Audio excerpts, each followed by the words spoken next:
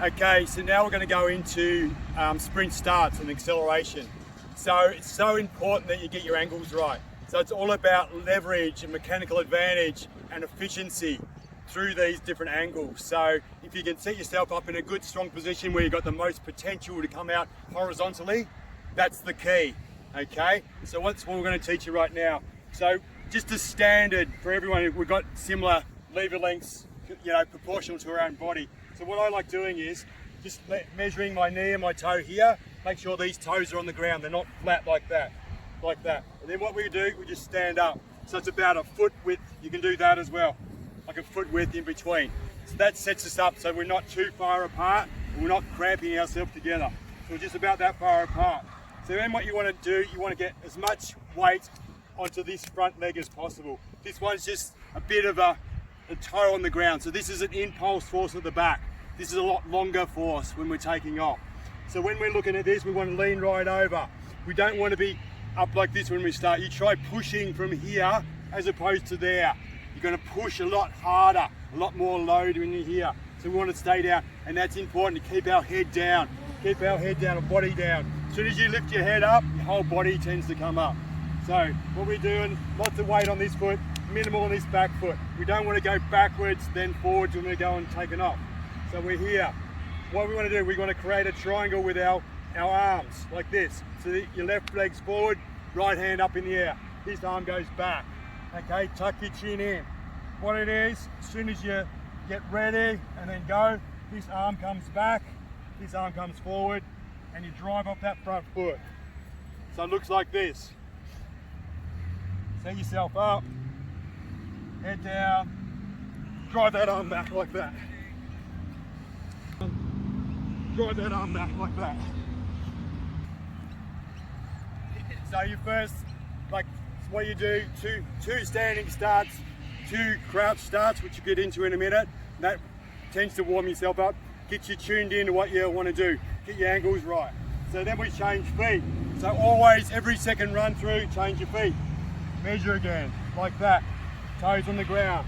So we're a foot apart. This time the left hand's going to be up, okay? This arm's back. Tuck your chin in. So what we're going to do, get ready on this front foot, heel's not really on the ground, like that, and pull that arm back, go.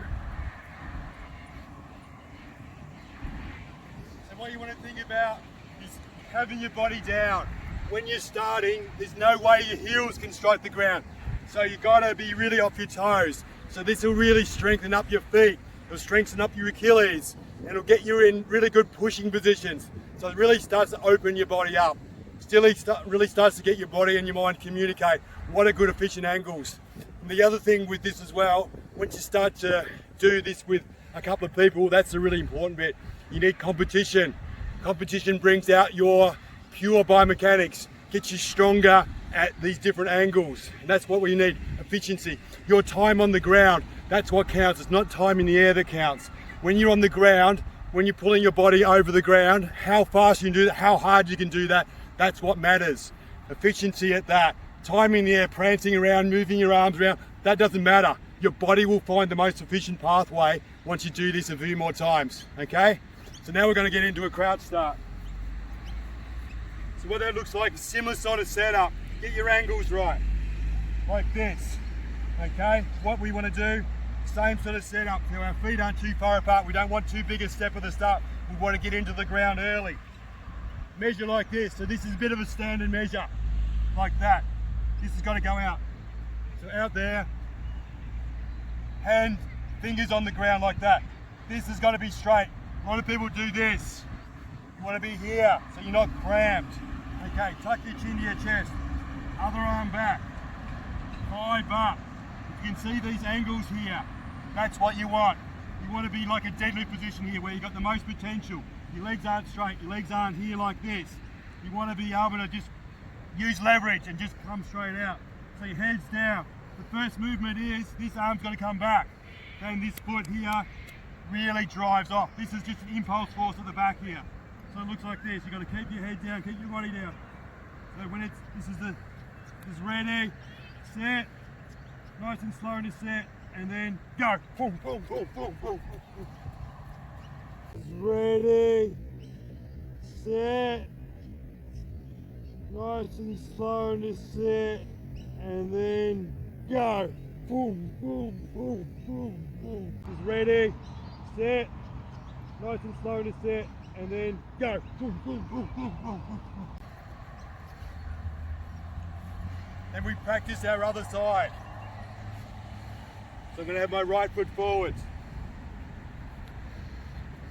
Measure like this, make sure this arm's out here so I can bring my arm straight back. Another thing to think about is lining your body up straight. Your hips have got to be straight, your legs have got to be straight, okay? Chin down, other arm back. Legs stay straight the whole time, they don't kind of deviate out. Head straight, slow.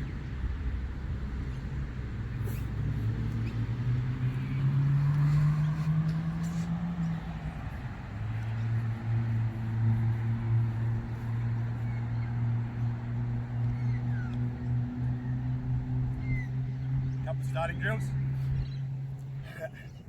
Okay, so what I'm going to go through now is a couple of starting drills.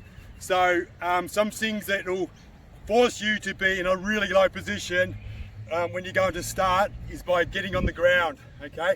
So you don't have a choice, you can't be in this upright position here. You're going to start on the ground. So a couple of variations on that might be, you start on your knees, like this, hands behind your back. What I tell people, don't use your hands, all right? Not let them come out. So that'll make you get your head down and learn to run with your head down and your body down. So you just get up and go, run like this. Run like this. Get up and go, run like this. So that's an easy one. We might do like a hands on your head, cross your legs. Get up, run, like that, like that. On your back, legs in the air. Get up and run. Yeah.